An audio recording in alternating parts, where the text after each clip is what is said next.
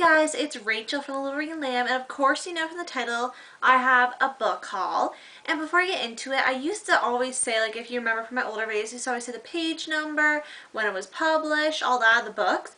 But this time I thought I should just probably leave that for the book reviews, because not everybody watches my book hauls, but they should.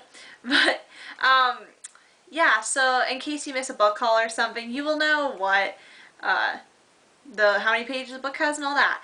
So I'll get into it. It's small this month, but hopefully next month or June I'll have a bigger haul. I've been waiting for most of these, besides one book, to haul since the beginning of April, late March, I think, around Easter. I think it was Easter Monday, yeah. So I'll get into it. So the first book I picked up was Pride and Prejudice by Jane Austen, and obviously this is a classic novel, and it centers around Elizabeth Bennet and her family and her life in the turn of the 19th century, I think. 19th. I don't even think it was 19th. One second. It said something like that. Yeah, at the gentry of the turn of the 19th century. Okay, I was right. Yeah, and I really like this cover. It's really pretty. I hope you can see this in there. I've started reading this at the beginning of this month, but I only read it in between classes, and sometimes I don't have time. So I'm only on page 37. And I'll probably have to restart it because I kind of forget what's going on. Then I have Pride and Prejudice, the BBC miniseries. I know this is not a book, but it's kind of related to the book. It's a miniseries, so I think it has 7 episodes, and I've watched 2 of them so far, and I like it. But I want to keep reading the book at the same time. As you know, classics probably. I'm not a big classic reader. Like, I don't hate classic books. Just, like, mostly when I think classic books, I associate kind of with the required reading for school. Which I didn't like required reading in school. I still don't really like it, besides like maybe an exception if I really enjoyed the book. But when you're forced to read a classic, I don't find it as fun, but I'm really enjoying reading this, and I think this will be a good aid in case I don't quite understand what's going on in the book. I can actually see a visual. And apparently this is supposed to be really good, like better than the movie with Keira Knightley, but obviously it's going to be better than a movie because it has more detail if you're like the book oriented. That was a long, kind of ramblish about that. The next book I got came out this week, and it's The Elite by Kiera Cass, and this is a sequel to The Selection, and I'm currently reading this. I'm on page like 50, and I hope to be finished this by tomorrow because it's really good and I want to keep reading it. So hopefully this weekend I'll have a review, or next weekend. Yeah. And then the next book I have is Shopping, Seduction, and Mr. Selfridge by Lindy Woodhead. And you might have known, one second, okay, sorry. You might have known, this is a TV show now, and it's on PBS. It's from England and stuff, the TV show. That's where it like originated. It's come, I guess, here.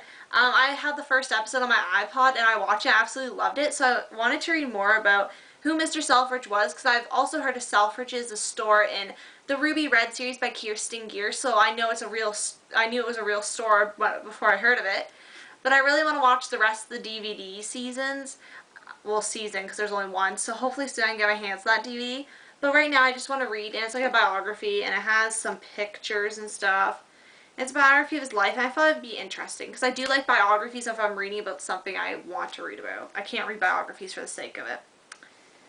And the next book I'm super stoked to read, and it's Wentworth Hall by, cannot read that name. Let me just look at the inside cover.